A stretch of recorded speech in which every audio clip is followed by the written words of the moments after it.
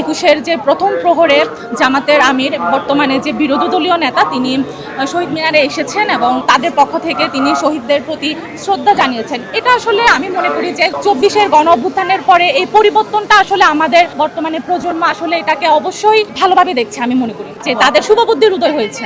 গতকালকে তারা যে শ্রদ্ধা নিবেদনের নাটকটি করলো, এই নাটকটির মধ্য দিয়ে তারা আবারও প্রমাণ করেছে যে তারা আদতে মুনাফেকিকেই ধারণ করে, তারা আদতে এই ভণ্ডামিকেই ধারণ করে। শহীদদের প্রতি শ্রদ্ধা জানাতে এখানে এসেছি। একটু ফুলের তোড়া নিয়ে এখানে আসা শুধু একটি অনুভূতি নয়, এটি আলাদা একটি ভালো লাগা। কারণ আপনি এখানে শহীদদের প্রতি যে শ্রদ্ধা নিয়ে, যে ভালোবাসা নিয়ে এখানে এসেছেন, তা আপনি কাউকে বোঝাতে পারবেন না, অন্য কেউ এটা বুঝবে না। মায়ের ভাষাটা তো ভুলতে পারবো না, এটা আমাদের জন্য সারা জীবন থেকে যাবে। যে ছোট থেকে শিখে আসছি মায়ের আঙুল ধরে কিভাবে চলতে হবে, কিভাবে বলতে হবে, কিভাবে চাইতে হবে। ওকে এখানে নিয়ে আসছি এবং ও এইসব যে আমাদের জন্য যারা আত্মত্যাগ দিয়ে গেছে ওদের ব্যাপারে ও জানতে পারে।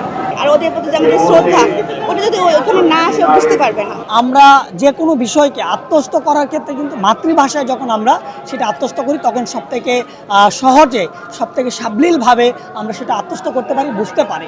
তাই মাতৃভাষাটা খুবই গুরুত্বপূর্ণ। এই দেশের প্রাথমিক শিক্ষা থেকে শুরু করে সকল শিক্ষাস্তরে মাতৃভাষায় শিক্ষার সুযোগটা থাকা উচিত। বাংলা সহ অন্যান্য ভাষাভাষী মানুষ যারা আছে প্রত্যেকে মাতৃভাষায় শিক্ষার সুযোগ দেওয়া উচিত।